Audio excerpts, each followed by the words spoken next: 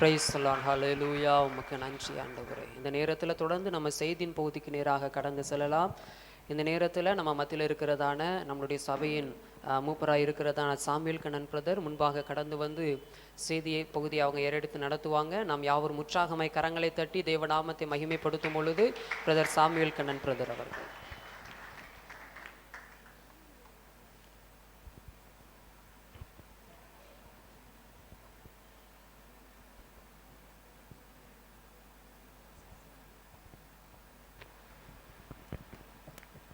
கர்த்தருடைய பரிசுத்த நாமம் மகிமைப்படுவதாக. சந்தோஷமா இருக்கிறவங்க ஒரு அல்லேலூயா சொல்லலாமா? கர்த்தருக்குள் சந்தோஷமா இருக்கிறவங்க ஒரு அல்லேலூயா சொல்லலாமா? ஹல்லேலூயா. தேவனுடைய சமூகத்தில் மீண்டுமாய் கடந்து வந்து தேவனுடைய வார்த்தையை கொடுக்கும்படியாக தேவன் கொடுத்த இந்த கிருபைக்காக தேவனுக்கு நன்றி செலுத்துகிறேன். இந்த வாய்ப்பை கொடுத்ததான சபை போதகருக்கும் நன்றியை தெரிவித்துக் கொள்கிறேன். இந்த நாளிலே தேவனுடைய வசனத்தை கேட்கும்படியாக தேவனை ஆராதிக்கும்படியாக கடந்து வந்திருக்கிற உங்கள் அனைவரையும் இயேசு கிறிஸ்துவின் நாமத்தினாலே வாழ்த்துகிறேன். ஹல்லேலூயா. எடுத்து வாசிக்கலாம். கொலோசியருக்கு எழுதின நிருபம் 3ஆம் அதிகாரம், அதில் 1 மற்றும் 2வது வசனம். கொலோசையர் 3ஆம் அதிகாரம், அதில் 1, 2 வசனங்கள். நீங்கள் கிறிஸ்துவுடன் கூட எழுந்ததுண்டானால் கிறிஸ்து தேவனுடைய வலது பரிசத்தில் வீற்றிருக்கும் இடத்திலுள்ள மேலானவைகளை தேடுங்கள், பூமியில் உள்ளவைகளை அல்ல, மேலானவைகளையே நாடுங்கள். ஆமென். நம் அனைவரும் கண்களை மூடி தேவன் இந்த வேளையிலே நம்மோடு கூட இடைப்படும்படியாக தேவனை நோக்கி ஜெபிப்போமா? ஒவ்வொருவரும் ஆண்டவரே இந்த நாளிலே என்னோடு கூட பேசுங்க ஆண்டவரேன்னு ஜெபிப்போமா? அன்பின் பரலோக பிதாவே, ஆசீர்வதிக்கப்பட்டதான இந்த காலை வேளைக்காக உண்மை நாங்கள் துதிக்கிறோம் அப்பா. ஆண்டவரே, இந்த வேளையிலுமாக ஆண்டவரே பரத்திலிருந்து வருகிறதான அந்த மன்னாவை நாங்கள் பெற்றுக்கொள்ளத்தக்கதாக, ஆண்டவரே நாங்கள் திருப்தி அடையத்தக்கதாக தேவன் தாமே இந்த வேளையில் எங்கள் மத்தியிலே இடைப்படும்படியாக நாங்கள் செபிக்கிறோம் அப்பா. தேவன் எங்களோடு கூட பேசுவீராக. வசனங்களின் மூலமாக தேவன் தாமே எங்களோடு கூட பேசுவீராக. ஆண்டவரே, எங்களுடைய மன கண்களை தேவன் நீங்கள் திறந்திடும்படியாக நாங்கள் செபிக்கிறோம் ஆண்டவரே. முழுவதுமாய் ஒப்பு கொடுக்கிறோம் அப்பா. நாங்கள் ஹல்லேலூயா சொல்லுவோம்ப்பா. 100% கனி கொடுக்கத்தக்கதாக ஆண்டவரே சொல்லுவோம்ப்பா. உமக்கு பிரயோஜனம் உள்ள ஜனங்களாய் மாறத்தக்கதாக தேவன் எங்களுக்கு கிருபை பாராட்ட வேண்டுமா நாங்கள் செபிக்கிறோம் ஆண்டவரே. ஆண்டவரே, இந்த வேளையில ஹல்லேலூயா எங்கள் ஒவ்வொருவருடைய இருதயங்களும் தேவன் தாமே திறந்திடும்படியா நாங்கள் செபிக்கிறோம். உடைய வசனங்களை ஏற்றுக்கொண்டு ஹல்லேலூயா ஆண்டவரே சொல்லுவோம்ப்பா 100 பலன் தர தேவன் எங்களுக்கு உதவி செய்வீராக. உடைய சமூகத்தில் எங்களை முழுவதுமாய் அர்ப்பணிக்கிறோம். இந்த வேளையிலுமாய் அடியனை தேவன் மறைத்து தேவன் நீங்க வெளிப்படும்படியாக உடைய வார்த்தைகள் ஹல்லேலூயா ஆண்டவரே அபிஷேகத்தோடு கூட கடந்து வரும்படியா நான் ஜெபிக்கிறோம் அப்பா. கர்த்தர் தாமே பொறுப்பெடுத்துக் கொள்வீராக. தேவ நாமம் ஒன்றை மகிமைப்படட்டும். முழுவதுமாய் அர்ப்பணிக்கிறோம். எல்லாவற்றையும் இயேசு கிறிஸ்துவின் வல்லமையுள்ள நாமத்தில் ஜெபிக்கிறோம் ஜெபிக்கிற பிதாவே, ஆமென். ஹல்லேலூயா. கொலோசியர் 3ஆம் அதிகாரம் 1வது வசனத்தில் இப்படியாக நாம் வாசிக்கிறோம். நீங்கள் கிறிஸ்துவுடனே கூட எழுந்ததுண்டானால் கிறிஸ்து தேவனுடைய வலது பாரிசத்தில் வீற்றிருக்கும் இடத்தில் உள்ள மேலானவைகளை தேடுங்கள், பூமியில் உள்ளவைகளை அல்ல, மேலானவைகளையே நாடுங்கள். ஹல்லேலூயா. இந்த கொலோசே பட்டணத்துக்காக பவுல் எழுதினதான நிருபம் இது. அவர் சிறையிருப்பில் இருக்கிற பொழுது அவர் எழுதினதான ஒரு நிருபம். சிறையிருப்பின் நிருபத்தில் ஒன்றாக இது காணப்படுகிறது. ஆனால் அந்த பவுல் இந்த கொலோசை பட்டணத்தில் போய் ஊழியம் செய்யவே இல்லை. அந்த பட்டணத்தில் ஊழியம் அவர் செஞ்சதே இல்லை. ஆனால் அந்த பட்டணத்தில் ஊழியம் செய்த பவுலோடு கூட இருந்ததான எப்பாப்பராங்கிறதான ஒருத்தர் தான் பவுலோடு கூட இருந்ததான எப்பாப்பரா அந்த இடத்துல ஊழியம் செய்து அந்த இடத்துல சபையை நடத்தி கொண்டு வந்தார். அந்த தேசம் மற்ற தேசங்களைப் போல பாவம் நிறைந்ததான தேசமாக காணப்பட்டது.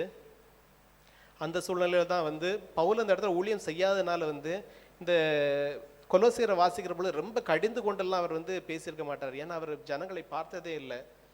ஸோ ரொம்ப கடிந்து கொண்டு பேசியிருக்க மாட்டார். எல்லாம் கொஞ்சம் சாஃப்டாக அவங்களுக்கு காரியங்களை சொல்லி கொடுத்துருப்பாரு.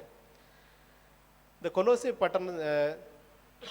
கொலோசை பட்டணம் எங்கே இருக்குதுன்னா எபேசுவிலிருந்து ஒரு 100 மைல் தூரத்தில் வந்து கிழக்காக வந்து அந்த நகரம் வந்து காணப்படுகிறது. இன்றைக்கு வந்து அந்த நகரம் எங்கே இருக்குது அப்படின்னா துருக்கியில் ஒரு ஒரு கிராமமாக காணப்படுகிறது. அந்த கிராமத்துக்கு இப்போ பேர் வந்து மாற்றிட்டாங்க. கோனோஸ் அப்படிங்கிற பேரில் வந்து அந்த கிராமம் இந்த நாட்களிலே காணப்படுகிறது. துருக்கியில் வந்து இருக்குது. ஹல்லேலூயா. இந்த கொலோசியருக்கான இந்த நிருபத்தை எழுதி பவுல் வந்து தீத்திக்கு அப்படிங்கிறவருடைய கையில் கொடுத்து அந்த கொலோசை பட்டணத்திற்கு வந்து அனுப்பி வச்சார். அந்த கொலோசை பட்டணத்தில் வந்து அது வந்து அதை மிக்சட் பீப்புள் வாழ்ந்ததான அந்த இடம். அது பலதரப்பட்ட ஜனங்கள் வந்து அந்த இடத்துல வாழ்ந்து கொண்டிருந்தாங்க. ஸோ அந்த சூழ்நிலையில் தான் வந்து அந்த சபையில் வந்து சில தவறான உபதேசங்கள் எல்லாம் காணப்பட்டது. அந்த தவறான உபதேசங்கள் எல்லாவற்றையும் கடிந்து கொண்டு அவர் வந்து பவுல் வந்து இதெல்லாம் செய்யக்கூடாது அப்படின்றது எழுதுறாரு. ஸோ இப்படிப்பட்டதான சூழ்நிலை தான் வந்து இந்த கொலோசை பட்டணத்துக்காக இந்த நிருபம் எழுதப்பட்டது. ஹல்லேலூயா, ஹல்லேலூயா. இது வந்து ரோம் எப்போ எழுதப்பட்டதுன்னா கிபி 60ஆம் ஆண்டில் வந்து எழுதப்பட்டது. கிபி 60ஆம் ஆண்டில். ஸோ அந்த நாட்களில் வந்து என்னென்னா ஒரு பெரிய பூமி எதிர்ச்சி ஏற்பட்டது. அந்த பூமி எதிர்ச்சியில் வந்து இந்த ஏரியாவும் அஃபெக்ட் ஆனது. பட் பெரிய சேதம் ஒன்றும் ஏற்படலை. மற்ற அதை சுற்றி இருந்த கிராமங்கள் எல்லாம் சேதமாகி முழுவதுமாய் அழிந்து போயிற்று. ஆனால் தேவன் இந்த கொலோசை பட்டணத்தை வந்து காத்து கொண்டார். ஹல்லேலூயா, ஹல்லேலூயா.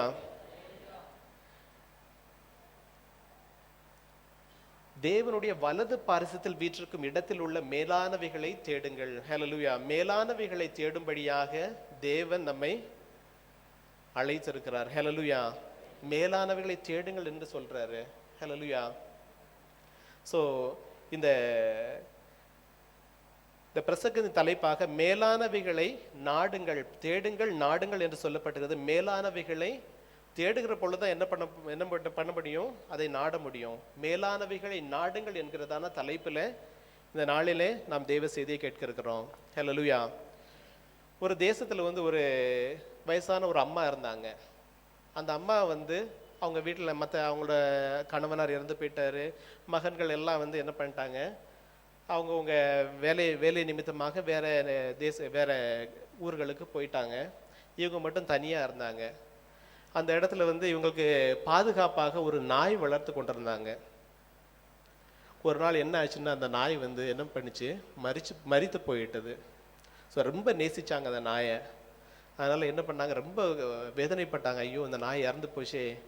ரொம்ப அது மேலே பாசமாக இருந்தாங்க. அதுவும் அந்த நாய் வந்து இந்த அம்மா மேலே வந்து ரொம்ப பாசமாக இருந்தது. ஸோ என்ன பண்ணாங்க, அதை வந்து கொண்டு போய் அடக்கம் பண்ணும்படியாக கொண்டு போய் அதை வந்து புதைக்கிற இடத்துல வந்து அந்த புதைக்கிறவங்கிட்ட சொன்னாங்க, அதோட கால் மட்டும் வெளியில் தெரிகிற மாதிரி வச்சுட்டு புதைச்சிருங்க. ஏன்னா தினம் வந்து நான் வந்து அதுக்கு முத்தம் கொடுப்பேன். அதனால் வந்து அதை வந்து என்னால் மறக்க முடியல. ஸோ அந்த ஒரு கால் மட்டும் வெளியில் தெரிகிற மாதிரி வச்சுட்டு அதை புதைச்சிருங்க. நான் தினம் வந்து அதை வந்து தடவை கொடுத்துட்டு நான் போகிறேன் அப்படின்னு. ஸோ அப்படியே வந்து என்ன பண்ணாங்க, அந்த ஒரு கால் மட்டும் வெளியில் கொஞ்சம் தெரிகிற மாதிரி புதைச்சி வச்சுட்டு அந்த வேலைக்கு வந்தவங்க போயிட்டாங்க. ஸோ முதல் நாள் ஆச்சு, வந்தாங்க. வந்து ஒரு மலரை வைத்து விட்டு அந்த காலை வந்து தடவி கொடுத்துட்டு ஒரு முத்தத்தை கொடுத்துட்டு போயிட்டாங்க.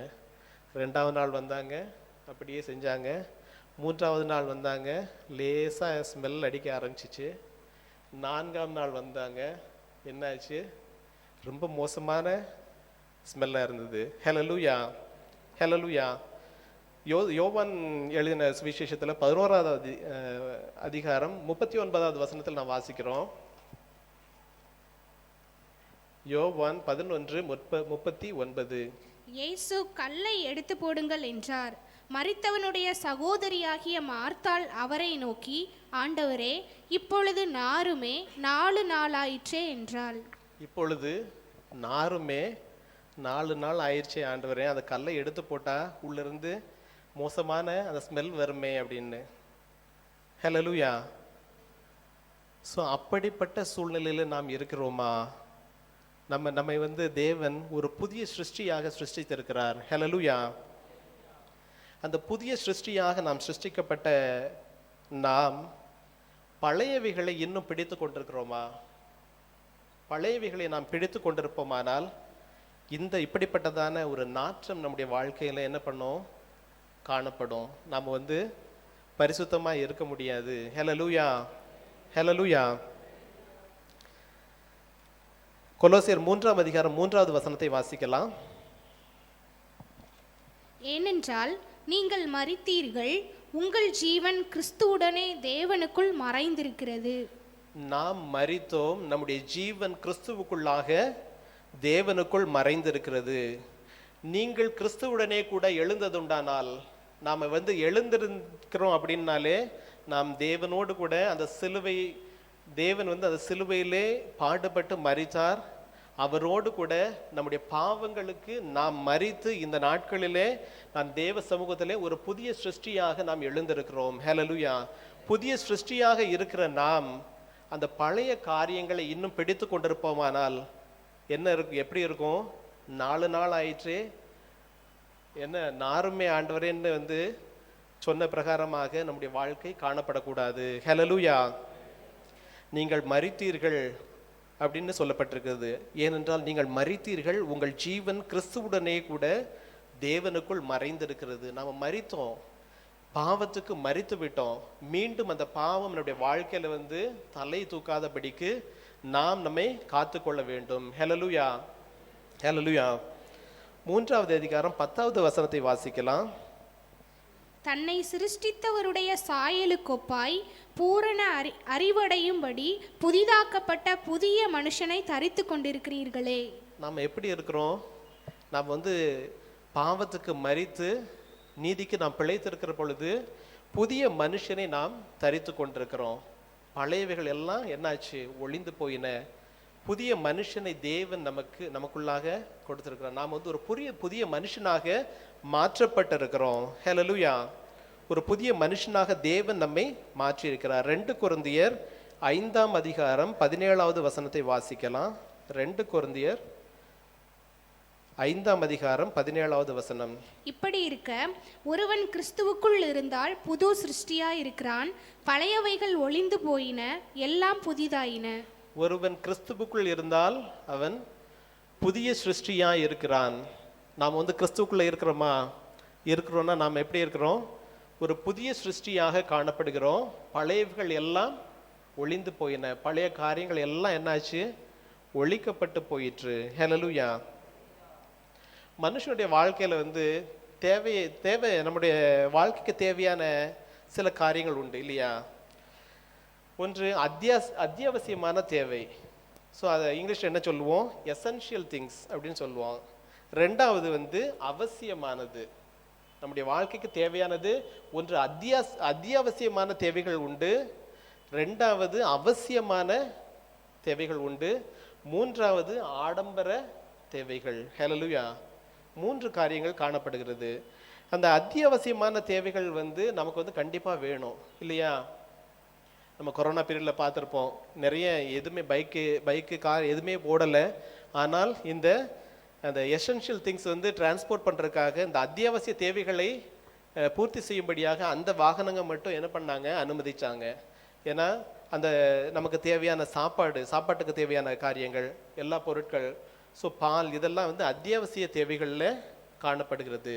இந்த அத்தியாவசிய தேவை வந்து நமக்கு அவசியம் என்பதை தேவன் அறிந்திருக்கிறார். ஹல்லேலூயா. இந்த அத்தியாவசியமான தேவைகள் என்று தோன்றுகிற 3 காரியங்கள் என்னன்னா, ஒன்று நமக்கு என்ன வேணும்?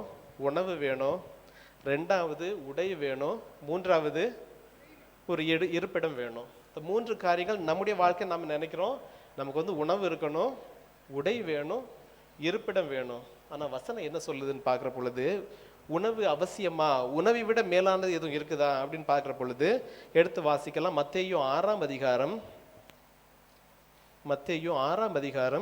25வது வசனத்தை வாசிக்கலாம். ஆகையால் எண்ணத்தை உண்போம், எண்ணத்தை குடிப்போம் என்று உங்கள் ஜீவனுக்காகவும், எண்ணத்தை உடுப்போம் என்று உங்கள் சரீரத்திற்காகவும் கவலைப்படாதிருங்கள் என்று உங்களுக்கு சொல்லுகிறேன். ஆகாரத்தை பார்க்கிலும் ஜீவனும், உடையை பார்க்கிலும் சரீரமும் விசேஷித்தவைகள் அல்லவா?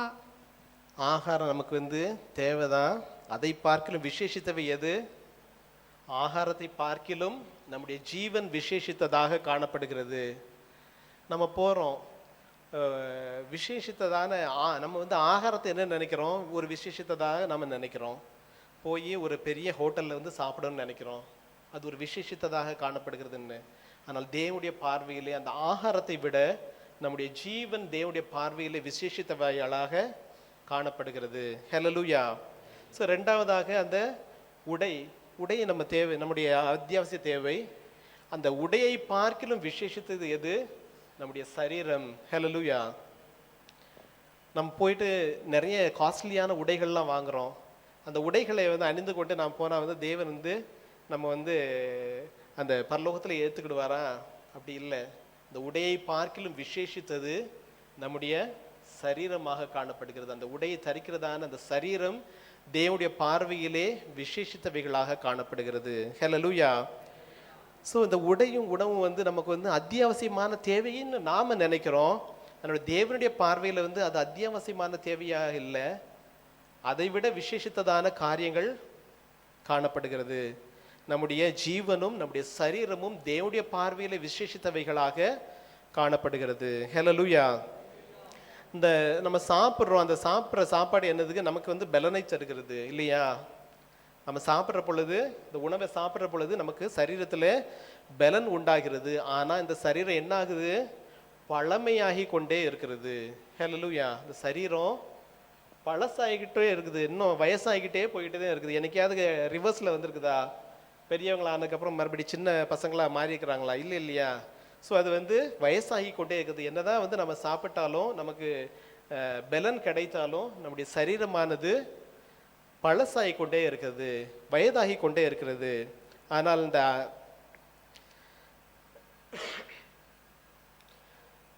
2 கொரிந்தியர் 4ஆம் அதிகாரம் 16வது வசனத்தை வாசிக்கலாம். 2 கொரிந்தியர் 4ஆம் அதிகாரம் 16வது வசனம். ஆனபடினாலே நாங்கள் சோர்ந்து போகிறதில்லை. எங்கள் புறம்பான மனுஷனானது அழிந்தும் உள்ளான மனுஷனானது நாளுக்கு நாள் புதிதாக்கப்படுகிறது. ஹல்லேலூயா. எங்களுடைய புறம்பான மனுஷனானது அழிந்தும் உள்ளான மனுஷனானது நாளுக்கு நாள் புதுப்பிக்கப்படுகிறது. ஹல்லேலூயா. புறம்பான மனுஷன் அழிவான், ஆனால் உள்ளான மனுஷன் நாளுக்கு நாள் புதுப்பிக்கப்பட்டு கொண்டே இருக்கிறான். ஹல்லேலூயா. நம்முடைய சரீரம் வந்து அழிந்து கொண்டே இருக்கும், ஆனால் உள்ளான மனுஷன் புதுப்பிக்கப்பட்டு கொண்டே இருப்பான். அவனுக்கு இன்னும் வந்து சின்ன குழந்தையா இருந்து இன்னும் வளர்ச்சி அடைந்து கொண்டே இருக்கும். அதுக்கு வந்து அழிவு கிடையாது. ஹல்லேலூயா. ஸோ மறுபடியும் மத்தேயு 6ஆம் அதிகாரத்துக்கு வரலாம். மத்தேயு 6ஆம் அதிகாரம் 33வது வசனத்தை வாசிக்கலாம். முதலாவது தேவனுடைய ராஜ்யத்தையும் அவருடைய நீதியையும் தேடுங்கள், அப்பொழுது இவைகள் எல்லாம் உங்களுக்கு கூட கொடுக்கப்படும். நமக்கு உணவு தேவை, உடை தேவை, இருப்பிடம் தேவை. அதை விட விசேஷித்ததான காரியங்களை வந்து தேவன் வந்து சொல்லியிருக்கிறாரு. நம்முடைய ஜீவனும் நம்முடைய இந்த சரீரமும் அதை விட விசேஷித்தவைகளாக காணப்படுகிறது. ஆனாலும் இந்த சரீரத்துக்கு உணவு தேவை, இந்த ஜீவனுக்கு உணவு தேவை, இந்த சரீரத்திற்கு உடை தேவை என்பதை தேவன் அறிந்திருக்கிறார். அதனால தான் ஆண்டவர் சொல்றாரு, முதலாவது தேவனுடைய ராஜ்யத்தையும் அவருடைய நீதியையும் தேடுங்கள், அப்பொழுது இவைகள் எல்லாம் உங்களுக்கு கூட கொடுக்கப்படும். தேவனுடைய ராஜ்யத்தையும் அவருடைய நீதியையும் தேடுகிற பொழுது இவைகள் எல்லாம் உங்களுக்கு கூட கொடுக்கப்படும். ஹல்லேலூயா. இந்த காரியங்கள் எல்லாம் தேவைதான், ஆண்டவருக்கு தெரியும். இந்த காரியங்கள் நமக்கு தேவை என்கிறது ஆண்டவருக்கும் தெரியும். அதை அவர் கொடுக்க வேண்டுமானால் என்ன பண்ணணும்? முதலாவது தேவனுடைய ராஜ்யத்தையும் அவருடைய நீதியையும் நாம் தேடுகிறவர்களாக காணப்பட வேண்டும். ஹல்லேலூயா. அவருடைய ராஜ்யத்தையும் அவருடைய நீதியையும் தேடுகிற பொழுது இவைகள் எல்லாவற்றையும் நமக்கு வந்து தேவன் என்ன பண்ணுவாரு? கொடுத்துருவாரு. பசியா இருக்க விட மாட்டாரு, உடை இல்லாம இருக்க விட மாட்டாரு. நம்முடைய தேவைகள் எல்லாத்தையும் தேவன் என்ன பண்ணுவாரு? சந்தித்து கொண்டே இருப்பார். ஹல்லேலூயா.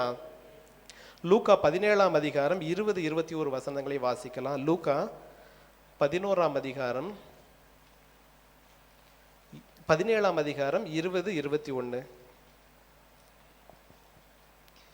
இதோ இங்கே என்றும் அதோ அங்கே என்றும் சொல்லப்படுகிறதற்கும் ஏதுவிராது. இதோ தேவனுடைய ராஜ்யம் உங்களுக்குள் இருக்கிறதே என்றார். பின்பு அவர் சீஷர்களை நோக்கி, மனுஷகுமாரனுடைய நாட்களில் ஒன்றை காண வேண்டும் என்று நீங்கள் ஆசைப்படும் காலம் வரும். போதும். 21வது வசனத்தில் இப்படியாக 21 பார்க்கிற பொழுது தேவனுடைய ராஜ்யம் எப்பொழுது வரும் என்று பரிசேயர் அவரிடத்திலே கேட்ட பொழுது அவர்களுக்கு அவர் பிரதியுத்தரமாக, தேவனுடைய ராஜ்யம் பிரத்யட்சமாய் வராது, இதோ இங்கே என்றும் அதோ அங்கே என்றும் சொல்லப்படுவதற்கு ஏதுவிராது, இதோ தேவனுடைய ராஜ்யம் உங்களுக்குள்ளே இருக்கிறது. ஹல்லேலூயா. முதலாவது தேவனுடைய ராஜ்யத்தையும் அவருடைய நீதியையும் தேடுங்கள், அப்பொழுது இவைகள் எல்லாம் உங்களுக்கு கொடுக்கப்பட்டது என்று சொன்ன தேவன் இங்க சொல்றாரு, தேவனுடைய ராஜ்யம் உங்களுக்குள்ளாக இருக்கிறது. நமக்குள்ளாக இருக்கிறதா? அப்படின்னா எப்படி? தேவனுடைய ராஜ்யம்னா என்ன அப்படின்னு பார்க்குற பொழுது நம்ம வந்து பார்க்குறோம், அநேக ராஜ்யங்கள்லாம் இருந்துச்சு பழைய நாட்களில். பாபிலோன் ராஜ்யம் இருந்துச்சு.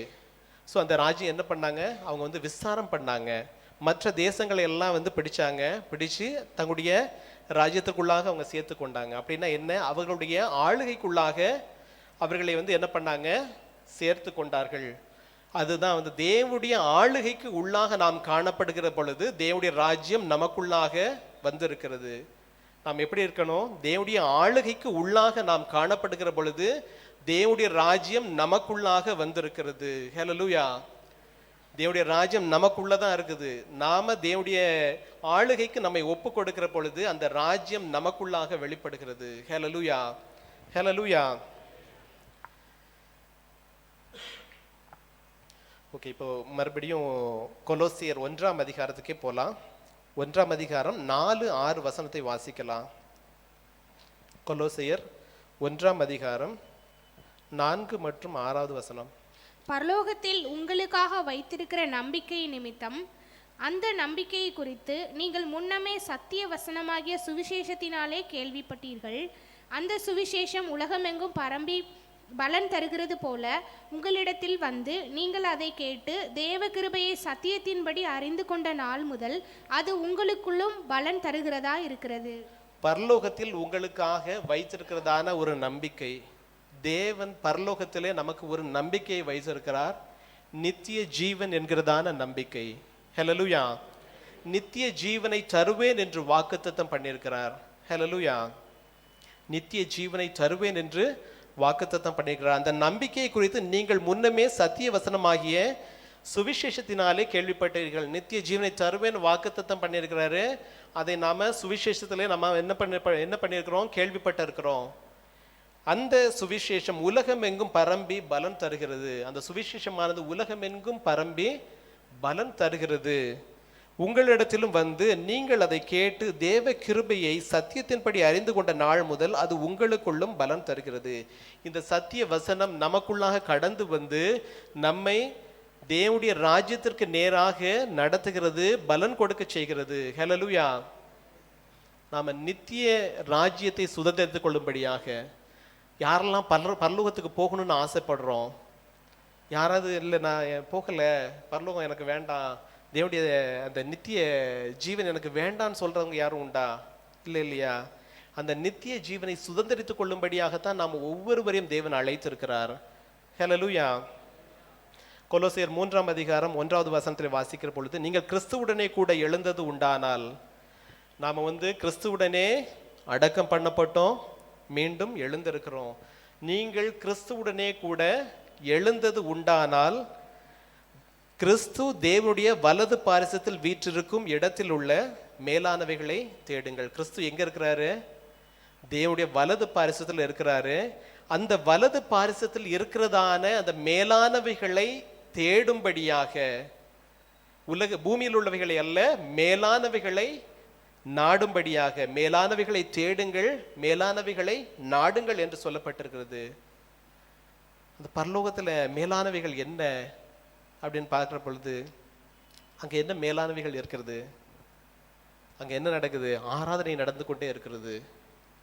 முதலாவது அது ஆராதனை நிறைந்த இடமாக காணப்படுகிறது. ஹல்லேலூயா, ஹல்லேலூயா. எபிரேயர் 8ஆம் அதிகாரம் 5வது வசனத்தை வாசிக்கலாம்.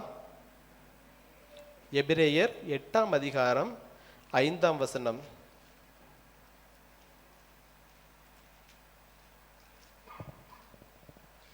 இவர்கள் செய்யும் ஆராதனை பரலோகத்தில் உள்ளவைகளின் சாயலுக்கும் நிழலுக்கும் ஒத்திருக்கிறது. அப்படியே மோசே கூடாரத்தை உண்டு பண்ண போகையில் மலையிலே உனக்கு காண்பிக்கப்பட்ட மாதிரியின்படியே நீ எல்லாவற்றையும் செய்ய எச்சரிக்கையாயிரு என்று தேவன் அவனுக்கு கட்டளையிட்டார்.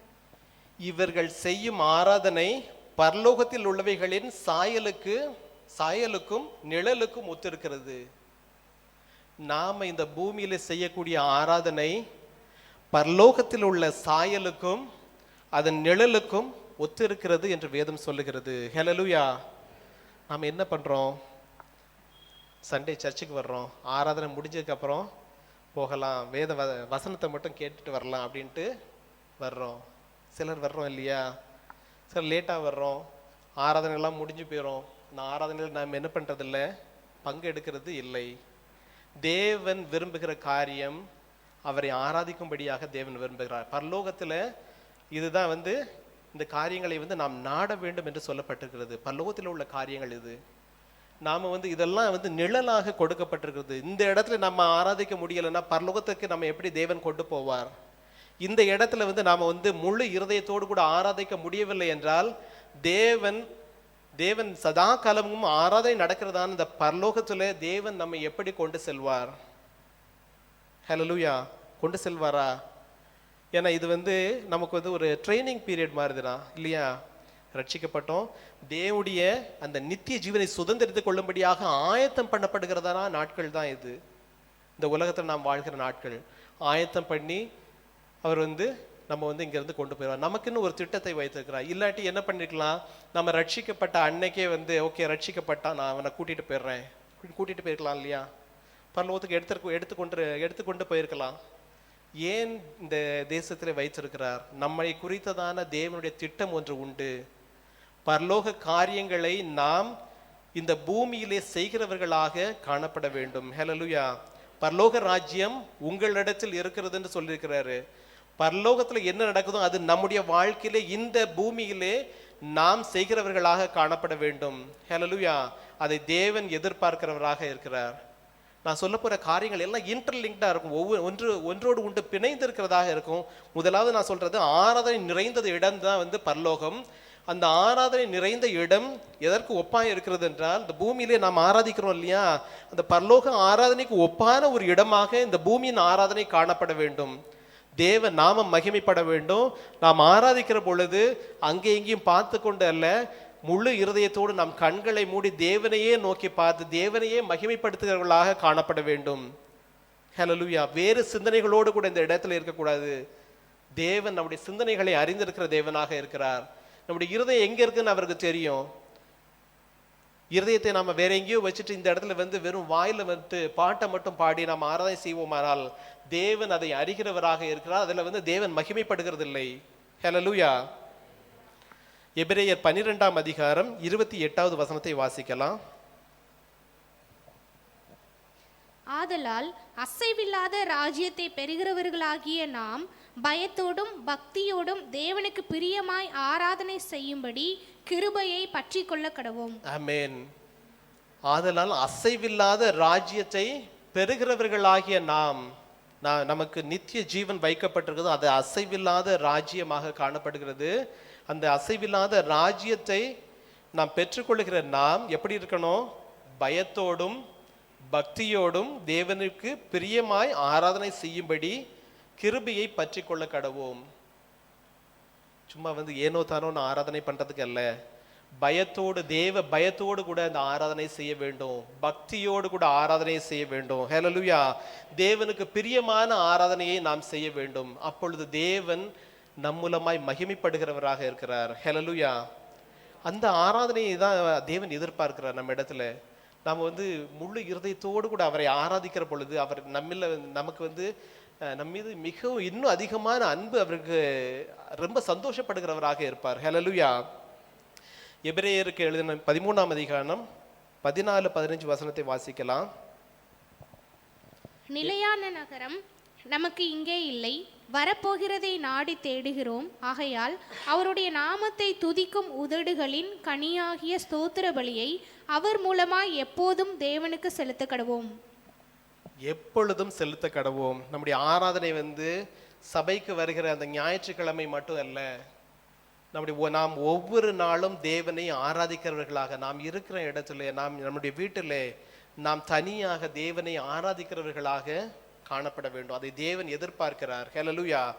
அதனால தான் சொல்லப்படுது, நிலையான நகரம் நமக்கு இங்கே இல்லை, வரப்போகிறதையே நாடி தேடுகிறோம். ஆகியால் அவருடைய நாமத்தை துதிக்கும் உதடுகளின் கனியாகிய ஸ்தோத்திர பலியை அவர் மூலமாய் எப்பொழுதும் தேவனுக்கு செலுத்த கடவோம். எப்பொழுதும் தேவனை மகிமைப்படுத்தி கொண்டே இருக்க வேண்டும். ஹல்லேலூயா. அது தேவன் எதிர்பார்க்கிறதான காரியமாக இருக்கிறது. ஹல்லேலூயா. ஸோ பரலோகங்கிறது ஆராதனை நிறைந்த இடம், ஆராதனை நிறைந்ததான இடம். அந்த ஆராதனையை இந்த பூமியிலே நம்ம இடத்துல தேவன் எதிர்பார்க்கிறார். அப்படிப்பட்ட ஒரு ஆராதனையை நாம் செய்ய வேண்டும் என்று தேவன் எதிர்பார்க்கிறார். அதனால தான் சொல்லியிருக்கிறாரு, நீங்கள் மேலானவைகளை தேடுங்கள், மேலானவைகளை நாடுங்கள். இந்த பூமிக்குரியவைகள் அல்ல, இது பரலோகத்திற்குரியவைகளை நாம் தேட வேண்டும், நாட வேண்டும். நாம் தேடுகிற பொழுது ஒன்று நாம் என்ன பண்ணியிருக்கிறோம், தேவனை நாம் ஆராதிக்க வேண்டும். ஆராதனை நிறைந்த இடம் அந்த பரலோகம். ஹல்லேலூயா. இரண்டாவதாக பிரசன்னம் நிறைந்த இடம். ஏனென்றால் தேவன் அந்த இடத்திலே வாசமா இருக்கிறபடினாலே தேவ பிரசன்னம் நிறைந்த இடமாக அந்த பரலோகம் காணப்படுகிறது. நாம் ஆராதிக்கிற பொழுது என்ன நடக்குது, தேவன் இறங்கி பார்க்கிறார். ஹல்லேலூயா. தேவனுடைய பிரசன்னம் நம் மத்தியிலே கடந்து வருகிறது. ஹல்லேலூயா. என்ன பண்ணுது, தேவனுடைய பிரசன்னம் நம் மத்தியிலே கடந்து வருகிறது. அப்போஸ்தலர் 7ஆம் அதிகாரம் 55வது வசனத்தை வாசிக்கலாம். அப்போஸ்தலர் 7ஆம் அதிகாரம் 55வது வசனம். அவன் பரிசுத்த ஆவியினாலே நிறைந்தவனாய் வானத்தை அண்ணாந்து பார்த்து தேவனுடைய மகிமையையும் தேவனுடைய வலது பாரிசத்தில் இயேசுவானவர் நிற்கிறதையும் கண்டு. இது ஸ்தேவானை குறித்து சொல்லப்பட்டிருக்கிறது. சேவனை கல்லெறிந்து கொல்லும்படியாக அந்த இடத்துல கல்லெறிந்து கொண்டிருக்கிறாங்க. அப்பொழுது அவனுக்கு என்ன, தேவனுடைய தரிசனம் கிடைக்குது இல்லையா? அவன் பரிசுத்த ஆவியினால் நிறைந்தவனாய் வானத்தை அண்ணாந்து பார்க்கிறான், தேவனுடைய மகிமையையும் தேவனுடைய வலது பாரிசத்தில் இயேசுவான நிற்கிறதையும் காண்கிறான். தேவனுடைய பிரசன்னம் அந்த இடத்துல அவனுக்கு இறங்கி வந்தது. ஹல்லேலூயா. மரிக்க போகிற தருவாயிலும் கூட சேவானோடு கூட தேவனுடைய பிரசன்னம் காணப்பட்டது. ஹல்லேலூயா. நாம் ஆராதனை செய்கிற பொழுது தேவன் இறங்கி தம்முடைய பிரசன்னத்தினாலே நம்மை நிரப்புகிறவராக இருக்கிறார். ஹல்லேலூயா. பிரசன்னம் வருகிற பொழுது என்ன நடக்குது? சங்கீதம் 97ஆம் அதிகாரம் 5வது வசனத்தை வாசிக்கலாம். சங்கீதம் 97 5வது வசனம். கர்த்தரின் பிரசன்னத்தினால் பர்வதங்கள் மெழுகு போல் உருகிற்று, சர்வ பூமியினுடைய ஆண்டவரின் பிரசன்னத்தினாலேயே உருகி போயிற்று. கர்த்தரின் பிரசன்னம் இறங்கி வருகிற பொழுது பர்வதங்கள் மெழுகு போல உருகிற்று. எத்தனையோ பிரச்சனைகளோடு நாம் இருப்போம். அந்த பிரச்சனைகள் எல்லாம் ஒதுக்கி விட்டு நாம் தேவனை ஆராதிக்கிற பொழுது தேவனுடைய பிரசன்னம் அந்த இடத்துல கடந்து வருகிறது. அது மட்டுமல்லாது நம்முடைய பிரச்சனைகள் என்று நாம் பார்க்கிறோம் இல்லையா, அவைகள் எல்லாம் மெழுகு போல உருக செய்து விடுவார். அந்த பிரச்சனைகள் எல்லாவற்றையும் கரைந்து போக பண்ணுவார். அதுக்கப்புறம் நம்ம அந்த பிரச்சனைகளை பார்க்க மாட்டோம். ஹல்லேலூயா. இஸ்ரவேல் ஜனங்கள் அந்த கடல் எடுத்து வாசிக்கலாம். யாத்திராகமம் 15வது அதிகாரம் அதில் 21வது வசனத்தை வாசிக்கலாம். மிரியாம் அவர்களுக்கு பிரதிவசனமாக, கர்த்தரை பாடுவேன், அவர் மகிமையாய் வெற்றி சிறந்தார், குதிரையையும் குதிரை வீரனையும் கடலிலே தள்ளினார் என்று பாடினாள். இந்த இடத்துல ஆராதனை பண்றாங்க. ஏனென்றால் அந்த இடத்துல அவர்களுக்கு இருந்ததான அந்த பிரச்சனைகள் எல்லாம் என்ன பண்ணப்பட்டது, மாறி போயிருச்சு. தேவனுடைய பிரசன்னம் அந்த இடத்துல இருந்தது, தேவனுடைய ஆளுகை இருந்தது. அந்த பிரச்சனைகள் எல்லாம் என்ன பண்ணப்பட்டது, மாறினது. அவர்கள் ஆராதனை செய்து கொண்டு சந்தோஷத்தோடு கூட களி கூர்ந்து கொண்டு அவங்க முன்னேறி செல்லுகிறார்கள். ஹல்லேலூயா. ஹல்லேலூயா. பர்வதங்கள் என்ன பண்ணுது, தேவனுடைய பிரசன்னம் வருகிற பொழுது பர்வதமாக நாம் நினைத்ததான பிரச்சனைகள் எல்லாம் மெழுகு போல உருகி போகிறது. நம்ம ஆராதிக்கிற பொழுதுதான் தேவனுடைய பிரசன்னம் இறங்கி வரும். நம்ம ஆராதிக்கலைன்னா தேவனுடைய பிரசன்னத்தை நாம் காண முடியாது. அதனால தான் நான் முதலே சொன்ன எல்லாமே ஒன்றோடு ஒன்று இணைக்கப்பட்டதான காரியங்கள். நாம் தேவனுடைய சமூகத்திலே அந்த பரலோகத்தின் ஆராதனைக்கு ஒத்ததான ஒரு ஆராதனையை நம்முடைய வாழ்க்கையில் நாம் ஏறெடுக்கிற பொழுது தேவனுடைய பிரசன்னம் நம்மை சூழ்ந்து கொடுக்கிறதாக காணப்படுகிறது. ஹல்லேலூயா. மூன்றாவதாக தேவன் ஒரு இடத்துல வந்து பிரசன்னமா இருக்கிறார். சப்போஸ் ஒருத்தங்க வந்து நீங்க யாராவது வந்திருக்கிறாங்க, புதுசா ஒருத்தங்க வந்துக்கிறாங்க, வந்தவங்க என்ன பண்ணுவாங்க? சும்மா பேசாமலே இருப்பாங்களா? வந்து என்ன பண்ணுவாங்க? பேசுவாங்க இல்லையா? கர்த்தர் பிரசன்னமாகிற இடத்துல தேவன் அந்த இடத்துல நம்மோடு கூட பேசுவார். ஹல்லேலூயா. எந்த இடத்துல ஆராதனை நடக்கிறதோ அந்த இடத்துல தேவனுடைய பிரசன்னம் இறங்கும். எந்த இடத்துல பிரசன்னம் இறங்குகிறதோ அந்த இடத்துல தேவன் பேசுவார். ஹல்லேலூயா, ஹல்லேலூயா. அப்போஸ்தலர் 13ஆம் அதிகாரம் 2வது வசனத்தை வாசிக்கலாம். அப்போஸ்தலர் 13ஆம் அதிகாரம் 2வது வசனம். அவர்கள் கர்த்தருக்கு ஆராதனை செய்து உபவாசித்து கொண்டிருக்கிற போது பர்னபாவையும் சவுலையும் நான் அழைத்து ஊழியத்துக்காக அவர்களை பிரித்து விடுங்கள் என்று பரிசுத்த ஆவியானவர் திருவுளம் பற்றினார். அவர்கள் கர்த்தருக்கு ஆராதனை செய்து உபவாசித்து கொண்டிருக்கிற போது பர்னபாவையும் சவுலையும் நான் அழைத்த ஊழியத்திற்காக அவர்களை பிரித்து விடுங்கள் என்று பரிசுத்த ஆவியானவர் திருவுளம் பற்றினார். அவங்க ஆராதனை செய்து கொண்டிருக்கிறாங்க. பரிசுத்த ஆவியானவர் அந்த இடத்துல பிரசன்னமா இருக்கிறார். பரிசுத்த ஆவியானவர் பேசுகிறாரு. அவங்கள வந்து பிரிச்சு ஊழியத்துக்காக அனுப்புங்கள் என்று கர்த்தருடைய வார்த்தை வெளிப்படுகிறது. தேவ சித்தம் அந்த இடத்துல வந்து என்ன பண்ணுது? வெளிப்படுகிறது. ஹல்லேலூயா, ஹல்லேலூயா. 1 ராஜாக்கள் 19ஆம் அதிகாரம் 1 ராஜாக்கள் 19ஆம் அதிகாரம் 11 13 வரை வாசிக்கலாம். 1 ராஜாக்கள் 19ஆம் அதிகாரம் 11 13 வரை. அப்பொழுது அவர், நீ வெளியே வந்து கர்த்தருக்கு முன்பாக பர்வதத்தில் நில் என்றார். அப்பொழுது இதோ கர்த்தர் கடந்து போனார். கர்த்தருக்கு முன்பாக பர்வதங்களை பிளக்கிறதும் கண்மலைகளை உடைக்கிறதுமான பலத்த பெருங்காற்று உண்டாயிற்று. ஆனாலும் அந்த காற்றிலே கர்த்தர் இருக்கவில்லை. காற்றிற்கு பின் பூமி அதிர்ச்சி உண்டாயிற்று. பூமி அதிர்ச்சியிலும் கர்த்தர் இருக்கவில்லை. பூமி அதிர்ச்சிக்கு பின் அக்கினி உண்டாயிற்று. அக்கினியிலும் கர்த்தர் இருக்கவில்லை. அக்கினிக்கு பின் அமர்ந்த மெல்லிய சத்தம் உண்டாயிற்று. அதை எலியா கேட்டபோது தன் சால்வையினால் தன் முகத்தை மூடிக்கொண்டு வெளியே வந்து கெபியின் வாசலில் நின்றான். அப்பொழுது இதோ, எலியாவே, இங்கே உனக்கு என்ன காரியம் என்கிற சத்தம் அவனுக்கு உண்டாயிற்று. ஆமென், ஹல்லேலூயா. இந்த இடத்துல பார்க்குறோம். சப்போஸ் நம்ம பாஸ்டர் வந்து அமெரிக்கா போயிருக்கிறாங்க, புதுசாக ஒரு விசுவாசி வந்துருக்குறாங்க. அவங்கக்கிட்ட ஃபோன் பண்ணால் வந்து அவங்களால கண்டுபிடிக்க முடியுமா? ஃபோனில் பேசும்போது கண்டுபிடிக்க முடியாது இல்லையா? அதே இது வந்து நம்மக்கிட்ட நம்ம வந்து அநேக வருஷமாக அவர் கூட இருக்கிறோம். அவருடைய அந்த வாய்ஸ் வந்து நமக்கு என்ன பண்ணும்? தெரியும். அவங்க பாஸ்டர் தான் பேசுகிறாரு அப்படிங்கிறது வந்து நமக்கு தெரியும். அவர் வந்து யார் ஏன்னா நம்பர் நமக்கு தெரியாது. வேறு இடத்துலேருந்து பேசும் பொழுது ஒரு புதிய நம்பராக இருக்கும். ஸோ அந்த அப்போ என்ன பண்ணுவோம்? பாஸ்டர் தான் பேசுகிறாங்கிறது வந்து நம்மளால் என்ன பண்ண முடியும்? புரிந்து கொள்ள முடியும். நாம் கர்த்தருடைய பிரசன்னத்தில் இருக்கிற பொழுது தேவன் பேசுவார். நாம் அடிக்கடி அந்த தேவனுடைய பிரசன்னத்திலே இருந்து தேவனுடைய வார்த்தைகளை கேட்கிற பொழுது தான் அது தேவன் பேசுகிற வார்த்தைகள் தானா என்கிறதை நம்மாலே உணர்ந்து கொள்ள முடியும். ஹல்லேலூயா. தேவன் வந்து சில நேரங்கள் வந்து பேசுவார். ஆனால் அது தேவன் பேசின காரியம் தானா அப்படிங்கிறது என்ன வரும்? சந்தேகம் வரும். தேவன் தான் பேசினாரா? ஆண்டோடைய வார்த்தை தான் அதா? இல்லை நம்ம வந்து தவற நம்ம சிந்தனைகளில் தோன்றினதா அப்படின்ட்டு வந்து நம்ம நினைக்கிறதான நாட்கள் உண்டு. ஹல்லேலூயா. ஸோ நம்ம வந்து அடிக்கடி அந்த சத்தத்தை கேட்டுக்கொண்டிருக்கிற பொழுது தான் வந்து என்ன பண்ண முடியும்? அதை வந்து ரெக்கக்னைஸ் பண்ண முடியும். இந்த இடத்துல பார்க்குறோம், எலியா வந்து போய் அந்த கெபிக்குள்ளாக ஒளிந்திருக்கிறாரு. கர்த்தர் சொல்கிறாரு, நீ வந்து வெளியே வா அப்படின்ட்டு. அப்பொழுது அவர், நீ வெளியே வந்து கர்த்தருக்கு முன்பாக பர்வதத்தில் நில் என்றார். தேவன் சொல்றாரு, நீ வெளியில வந்து பர்வதத்தில் வந்து நில் என்று ஆண்டவர் சொல்லுகிறாரு. முதலாவது வந்து அந்த காற்றிலே காற்று உண்டாயிற்று. அந்த காற்றுல வந்து என்ன இல்லை? கண்மலை உடைக்கத்தக்கதான பலத்த காற்று உண்டாயிற்று. அந்த காற்றுல வந்து கர்த்தர் இல்லை. அதனால எலியா என்ன பண்ணல? வெளியில வரல. பூமி அதிர்ச்சி உண்டாயிற்று. அதிலும் கர்த்தர் இல்லை. அதனால எலியா என்ன பண்ணல? வெளியில வரல. தேவனுடைய சத்தம் அந்த இடத்துல கேட்கப்படலை. மூன்றாவது, பூமி எதிர்ச்சிக்கு பின் அக்னி உண்டாயிற்று. அக்னியிலும் கர்த்தர் இருக்கவில்லை. அந்த இடத்துலும் தேவனுடைய சத்தம் எலியாவுக்கு கேட்கவில்லை. ஏன்னா வேற சத்தம் கேட்டிருக்கலாம். ஆனால் எலியாவுக்கு தெரியும், தேவனோடு கூட சஞ்சரிக்கிறதான ஒரு மனுஷன், தேவனோடு கூட பேசி கொண்டிருக்கிறதான ஒரு மனுஷன், தேவனுடைய சத்தத்தை அறிந்த மனுஷன். அதனால தான் வந்து இந்த 3 காரியங்கள் நடக்கிற பொழுதும் எலியா என்ன பண்ணல? வெளியில வரல.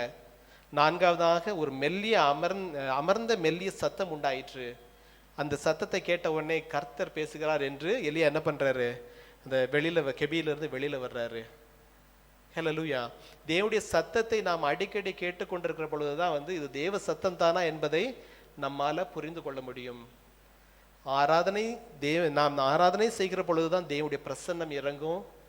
தேவனுடைய பிரசன்னம் இறங்குகிற பொழுதுதான் என்ன நடக்கும், தேவன் நம்மோடு கூட பேசுவார். ஏன்னா தேவன் நம்ம பக்கத்துல வந்துட்டு சும்மா இருக்க மாட்டாரு, நம்ம கூட இடைப்படுவார். ஹல்லேலூயா, ஹல்லேலூயா. சங்கீதம் 16ஆம் அதிகாரம் 11ஆம் வசனத்தை வாசிக்கலாம். சங்கீதம் 16ஆம் அதிகாரம் 11ஆம் வசனம். ஜீவ மார்க்கத்தை எனக்கு தெரியப்படுத்துவீர், உம்முடைய சமூகத்தில் பரிபூரண ஆனந்தமும் உம்முடைய வலது பாரிசத்தில் நித்திய பேரின்பமும் உண்டு. ஹல்லேலூயா. உம்முடைய சமூகத்தில் பரிபூரணமான ஆனந்தமும் நித்திய பேரின்பமும். எங்க நித்திய பேரின்பம்? உம்முடைய வலது பாரிசத்தில் நித்திய பேரின்பம். அப்படின்னா தேவனுடைய சமூகத்தில் என்ன இருக்கிறது? பரிபூரணமான ஆனந்தம் காணப்படுகிறது. அந்த இடத்துல நித்தியமான பேரின்பம் காணப்படுகிறது. ஹல்லேலூயா. மூன்றாவதாக நம்ம கர்த்தருடைய வார்த்தையை பார்த்தோம். நான்காவதாக பரிபூரணமான ஆனந்தம் நிறைந்ததான ஒரு இடம் தேவ சமூகம். ஹல்லேலூயா. பரிபூரணமான ஆனந்தம் நிறைந்ததான இடம். ஆனந்தம்னா சந்தோஷம், மகிழ்ச்சின்னு சொல்லலாம். இன்னும் என்ன சொல்லலாம்? ஆனந்தம் சொல்லலாம், சந்தோஷம், மகிழ்ச்சின்னு சொல்லலாம். ஆங்கிலத்தில் ஜாய் அப்படின்னு சொல்லலாம். சந்தோஷம். ஏதாவது ஒரு காரியம் நம்முடைய வாழ்க்கையில் நடக்கணும்னா நம்ம என்ன பண்ணுவோம்? சந்தோஷப்படுவோம். இல்லை, நமக்கு பிரியமான ஒரு காரியம் நடக்குதுன்னா நமக்கு சந்தோஷம் உண்டாகும். ஹல்லேலூயா. சங்கீதம் 36 8வது வசனத்தை வாசிக்கலாம். சங்கீதம் 36 8வது வசனம். உமது ஆலயத்தில் உள்ள சம்பூரணத்தினால் திருப்தி அடைவார்கள், உமது பேரின்ப நதியினால் அவர்கள் தாகத்தை தீர்க்கிறீர். ஏசாயா 35:10. ஏசாயா 35:10. கர்த்தரால் மீட்கப்பட்டவர்கள் திரும்பி ஆனந்த களிப்புடன் பாடி சீயோனுக்கு வருவார்கள். நித்திய மகிழ்ச்சி அவர்கள் தலையின் மேல் இருக்கும், சந்தோஷமும் மகிழ்ச்சியும் அடைவார்கள், சஞ்சலமும் தவிப்பும் ஓடிப்போம். ஹல்லேலூயா. நித்திய மகிழ்ச்சி அவர்கள் தலையின் மேல் இருக்கும். நித்திய மகிழ்ச்சி என்ன பண்ணும்? நம்முடைய தலையின் மேல். ஒரு சிறிய காரியங்கள் நம்முடைய வாழ்க்கை நாம் எதிர்பார்க்கிறதான் ஒரு காரியம் நடந்துருச்சு அப்படிங்கிற போது நம்ம சந்தோஷப்படுறோம்.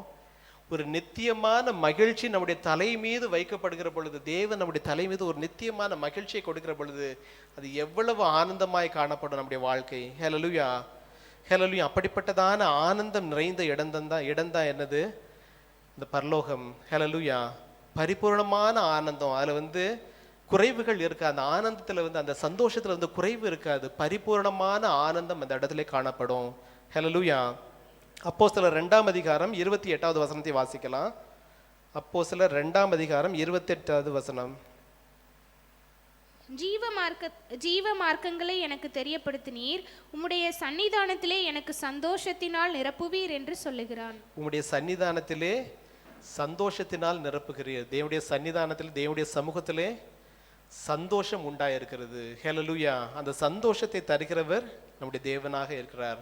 அதனால தான் பவுல் சொல்றாரு, சந்தோஷமாயிருங்கள், எப்பொழுதும் சந்தோஷமாயிருங்கள் என்று. அவர் அது எழுதுன எப்படி எந்த சூழ்நிலையில் எழுதுறாரு? சிறைச்சாலையில் இருக்கிற பொழுது. சிறைச்சாலையில் இருக்கிற பொழுதும் அவர் சந்தோஷமாய் காணப்படுகிறார். தேவனுக்குள்ளாக, கிறிஸ்துவுக்குள் சந்தோஷமாய் இருங்கள். நாம் சந்தோஷம்னா இந்த உலக சந்தோஷம் இல்லை, கிறிஸ்துவுக்குள்ளான சந்தோஷம். ஹல்லேலூயா. 5ஆவதாக நித்திய பேரின்பம் நிறைந்த இடம் அது. சங்கீதம் 16:11 நாம் வாசித்தோம். அது நித்திய பேரின்பம் நிறைந்ததான. மறுபடியும் வாசிக்கலாம். சங்கீதம் 16ஆம் அதிகாரம் 11வது வசனத்தை. ஜீவ மார்க்கத்தை எனக்கு தெரியப்படுத்துவீர், உம்முடைய சமூகத்தில் பரிபூரண ஆனந்தமும் உம்முடைய வலது பாரிசத்தில் நித்திய பேரின்பமும் உண்டு. தேவனுடைய வலது பாரிசத்தில் நித்திய பேரின்பம் உண்டு. தேவனுடைய வலது பாரிசத்தில் வீற்றிருக்கும் இடத்தில் உள்ள தேவனுடைய வலது பாரிசத்தில் இயேசு கிறிஸ்து தேவனுடைய வலது பாரிசத்தில் வீற்றிருக்கும் இடத்தில் உள்ள மேலானவைகளை தேடுங்கள் என்று சொல்லப்பட்டிருக்கிறது. தேவனுடைய வலது பாரிசத்தில் என்ன இருக்குது? நித்திய பேரின்பம் இருக்கிறது. ஹல்லேலூயா. தேவனுடைய வலது பாரிசத்திலே நித்தியமான பேரின்பம் இருக்கிறது. ஹல்லேலூயா. சங்கீதம் 36 8வது வசனத்தை வாசிக்கலாம். சங்கீதம் 36:8. உமது ஆலயத்திலுள்ள சம்பூரணத்தினால் திருப்தி அடைவார்கள். உமது பேரின்ப நதியினால் அவர்கள் தாகத்தை தீர்க்கிறீர். பேரின்ப நதியினாலே தாகத்தை தீர்க்கிறீர். ஹல்லேலூயா. அந்த நித்திய பேரின்பத்தை எப்படி தருகிறார்? அந்த பரிசுத்த ஆவியை கொடுத்து அந்த நித்திய பேரின்பத்தை நமக்கு தருகிறார். ஹல்லேலூயா. அந்த நித்திய பேரின்பம், அந்த இயேசு வந்து இந்த உலகத்தை விட்டு கடந்து சென்ற பொழுதுதான் வந்து என்ன பண்ணப்பட்டது? பரிசுத்த ஆவியானவர் இறங்கி வந்தார் தேவ சமூகத்திலிருந்து, இல்லையா? ஸோ அவர் நான் போகாதிருந்தால் பரிசுத்த தேற்றவாளனாகிய பரிசுத்த ஆவியானவர் உங்களிடத்தில் வரமாட்டார்னு சொல்லியிருந்தாரு. ஸோ இயேசு கிறிஸ்து இந்த உலகத்தை விட்டு எழும்பி சென்ற பின்பாக பரிசுத்த ஆவியானவர் இந்த உலகத்திலே கடந்து வந்தார். பேரின்பத்தை கொடுக்கிற தேவன் அவர். ஹல்லேலூயா. தேவன் அவருடைய சமூகத்திலே இருக்கிறவர்களுக்கு அந்த பேரின்பத்தை கொடுக்கிறார். ஹல்லேலூயா. பேரின்பம், அது வந்து பேரின்பமாக வர்ணிக்கப்பட்டிருக்கிறது. எபேசியர் 1ஆம் அதிகாரம் 13வது வசனத்தை வாசிக்கலாம். எபேசியர் 1ஆம் அதிகாரம் 13ஆம் வசனம். நீங்களும் உங்கள் இரட்சிப்பின் சுவிசேஷமாகிய சத்திய வசனத்தை கேட்டு விசுவாசிகளான போது வாக்குத்தத்தம் பண்ணப்பட்ட பரிசுத்த ஆவியால் அவருக்குள் முத்திரை போடப்பட்டீர்கள். அந்த பரிசுத்த ஆவியினாலே நாம் என்ன பண்ணப்பட்டிருக்கிறோம்? முத்திரை போடப்பட்டிருக்கிறோம். நித்திய பேரின்பத்தை தருகிறதான அந்த பரிசுத்த ஆவியானவர் மூலமாக நாம் முத்திரிக்கப்பட்டிருக்கிறோம். முத்திரைங்கிறது வந்து என்னது? அது ஒரு அடையாளம். அந்த சப்போஸ் அமெரிக்காவுக்கு வந்து பாஸ்டர் போனார், அவருடைய இதில் பாஸ்போர்ட்டில் என்ன பண்ணியிருப்பாங்க? முத்திரை போட்டிருப்பாங்க. இல்லாட்டி என்ன பண்ண முடியாது? அமெரிக்கன் எம்பசி அதில் வந்து முத்திரை போடலை அப்படின்னா அமெரிக்காக்குள்ளே என்ட்ரு பண்ண முடியாது. அது போல தான் தேவனுடைய சமூகத்திலே நாம் வந்து பிரவேசிக்க வேண்டுமானால், அந்த நித்திய ஜீவனுக்குள்ளாக நாம் பிரவேசிக்க வேண்டுமானால் பரிசுத்த ஆவின் அபிஷேகம் மிகவும் இன்றியமையாததாக காணப்படுகிறது. அது கண்டிப்பாக வேணும். பரிசுத்த ஆவின் அபிஷேகத்தினாலே நாம் முத்திரை போடப்பட்டிருக்கிறோம். அந்த முத்திரையை பார்த்து தான் நம்ம வந்து என்ன பண்ணுவாங்க? அலோவ் பண்ணுவாங்க. ஹல்லேலூயா. அந்த முத்திரை இல்லாட்டி நாம் தேவனுடைய சமூகத்திலே நாம் பிரவேசிக்க முடியாது. ஹல்லேலூயா. பரிசுத்த ஆவியை பெற்றுக்கொள்ளாதவர்கள் அதை வாஞ்சிக்க வேண்டும். ஹல்லேலூயா. பேரின்பம்னா அதுக்கு ஆப்போசிட்ல என்ன இருக்குது? சிற்றின்பம்னு ஒன்று இருக்குது, இல்லையா? அந்த சிற்றின்பம் தான் வந்து நம்ம என்ன பண்ணுது? ஆண்டவர்கிட்ட சேர முடியாதபடிக்கு நம்ம வந்து பிரித்து விடுகிறது. ஹல்லேலூயா. நீதிமொழிகள் 21ஆம் அதிகாரம் 17ஆம் வசனம். நீதிமொழிகள் 21ஆம் அதிகாரம் 17ஆம் வசனம். சிற்றின்ப பிரியன் தரித்திரனாவான், மதுபானத்தையும் எண்ணெயையும் விரும்புகிறவன் ஐஸ்வர்யவானாவதில்லை. சிற்றின்ப பிரியன், இந்த மதுபானம் இவைகள் எல்லாம் சிற்றின்பங்களில் தான் வருகிறது. ஹல்லேலூயா. கொஞ்ச நேரத்துக்கு அது இன்பம் தரும். ஆனால் நம்முடைய தேவன் நித்திய பேரின்பத்தை தருகிற தேவனாக இருக்கிறார். இந்த சிற்றின்பங்களை நாடுகிறவர்கள் தேவனுடைய ராஜ்யத்திற்குள்ளாக என்ன பண்ண முடியாது? பிரவேசிக்க முடியாது. தேவன் சிற்றின்பங்களிலே ஆசைப்படுகிறவர்கள் என்ன பண்றாரு? உள்ள வரவிட மாட்டார். ஏன்னா இந்த உலகத்தின் காரியங்களுக்கு நாம் அடக்கம் பண்ணப்பட்டுட்டோம். நாம் ஒரு புதிய சிருஷ்டியாக மாறி இருக்கிறோம். புதிய சிருஷ்டிக்குள்ளாக அந்த பழைய காரியங்கள், நான் சொன்னேன் இல்லையா, அந்த வெளியில் அந்த கால் மட்டும் நீட்டிக்கிட்டு இருந்தது, அது மட்டும் நீட்டிட்டு இருந்தால் என்ன ஆகும்? அது ஸ்மெல் அடிக்கிறதா இல்லாமல் அந்த இடத்துல யாருமே போக முடியாது. அப்படிப்பட்ட ஒரு மனுஷனை வந்து தேவன் அனுமதிப்பாரா? பரலோகத்தில் அனுமதிக்க மாட்டார். ஹல்லேலூயா. ஆகிய அந்த சிற்றின்பங்களை விட்டு நாம் விலகி இருக்க வேண்டும். ஹல்லேலூயா. ஹல்லேலூயா.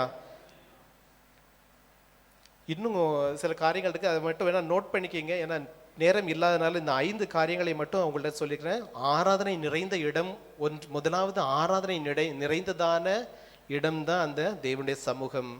2வது பிரசன்னம் நிறைந்த இடம் தேவனுடைய சமூகம். ஆராதனை பண்ணுகிற பொழுது தேவனுடைய பிரசன்னம் இறங்கி வருகிறது. தேவனுடைய பிரசன்னம் இறங்கி வருகிற பொழுது அந்த இடத்துல தேவனுடைய வார்த்தை வெளிப்படுகிறது. தேவன் நம்மோடு கூட இடைப்படுகிறார். அந்த இடத்துல தேவன் நம்மோடு கூட இடைப்படுகிற தேவன் பேசுகிற பொழுது என்ன நடக்கும்? நமக்கு சந்தோஷமா இருக்குமா? இருக்காதா? தேவன் பேசினார் எனக்கு துக்கமா இருக்குதுன்னு அப்படி யாரும் சொல்லுவாங்களா? இல்லை இல்லையா? தேவன் பேசுகிற பொழுது பரிபூர்ணமான ஆனந்தம் நமக்கு உண்டாகிறது. நமக்கு நித்திய பேரின்பத்தை தேவன் தருகிறார். ஹல்லேலூயா. ஹல்லேலூயா. இன்னும் வந்து அது ஜெபம் கேட்கப்படுகிறதான இடம். அது வந்து எப்படிப்பட்ட இடம்? ஜெபம் கேட்கப்படுகிறதான இடம். நீதியின் கிரீடம் வைக்கப்பட்டுள்ளதான இடம். ஹல்லேலூயா. அது நீதியின் கிரீடம் வைக்கப்பட்டுள்ளதான இடம்.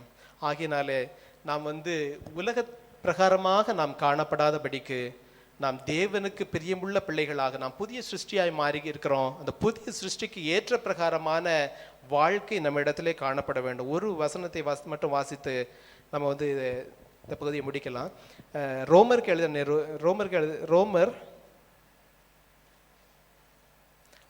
8ஆம் அதிகாரம் 6வது வசனத்தை வாசிக்கலாம். 6வது வசனமும் 9வது வசனத்தையும் வாசிக்கலாம். மாம்ச சிந்தை மரணம், ஆவியின் சிந்தையோ ஜீவனும் சமாதானமுமாம்.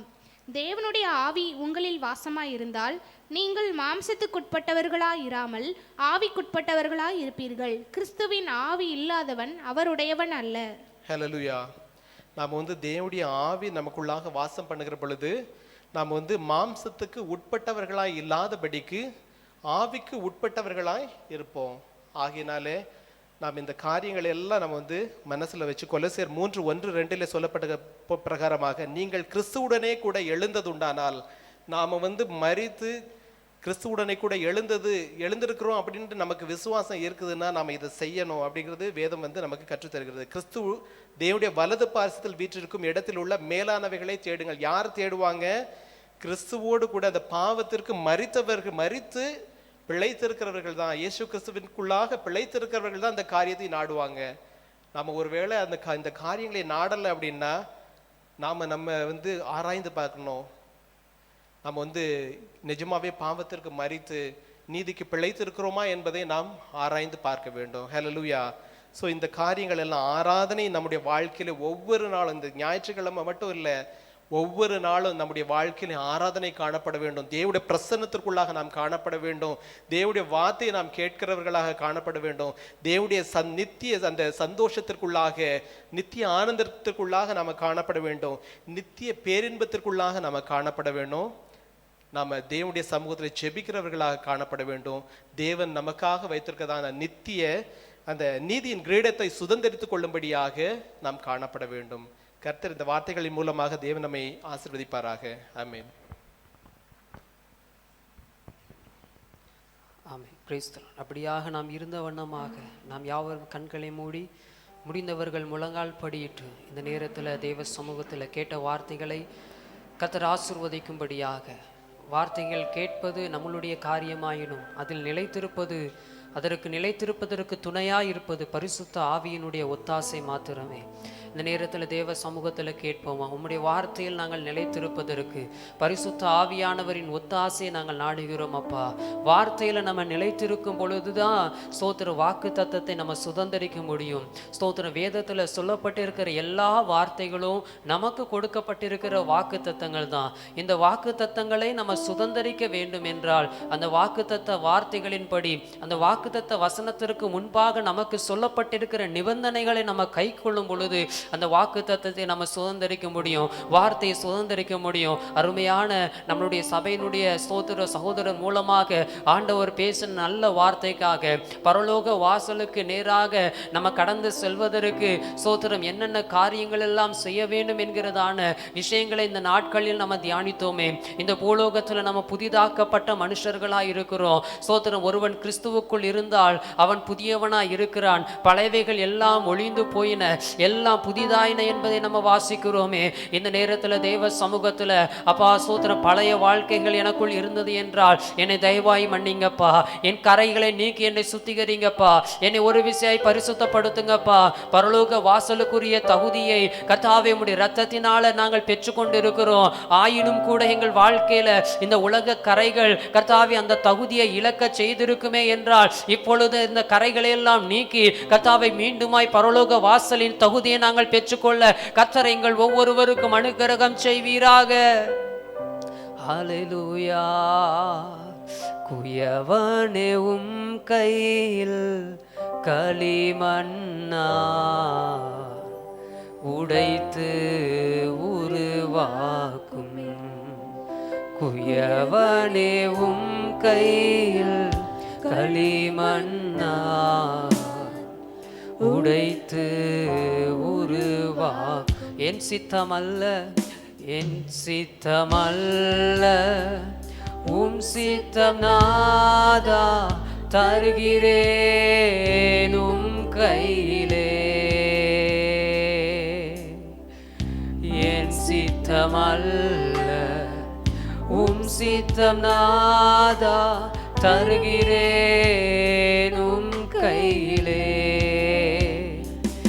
என்னை தருகிறேன் தருகிறேன் உம் கரத்தில், என்னை படைக்கிறேன் படைக்கிறேன் உம் பாதத்தில் என்னை. இந்த வேளையிலே எங்கள் ஒவ்வொருவரையும் நாங்கள் ஒப்பு கொடுக்கிறோம், எங்கள் ஒவ்வொருவரையும் நாங்கள் அர்ப்பணிக்கிறோம். எங்களை நீர் ஒருவரே உருவாக்க வல்லமை படைத்தவராய் இருக்கிறபடியினால் எங்களை உருவாக்குமே, என்னை உருவாக்குமே உருவாக்குமே என்னை. இறுதியாக ஒரு விஷயம், என்னை தருகிறேன், என்னை தருகிறேன் தருகிறேன் உம் கரத்தில், என்னை படைக்கிறேன் படைக்கிறேன் உம் பாதத்தில், என்னை தருகிறேன் தருகிறேன் உம் கரத்தில், என்னை படைக்கிறேன். உள்ளத்தின் ஆழத்திலிருந்து சொல்லுவோமா, உருவாக்குமே உருவாக்குமே. உம்முடைய வார்த்தையினால உருவாக்கும் அப்பா, உம்முடைய பிரசன்னத்தினால உருவாக்கும் அப்பா, உம்முடைய அபிஷேகத்தினால உருவாக்குமே. ஓ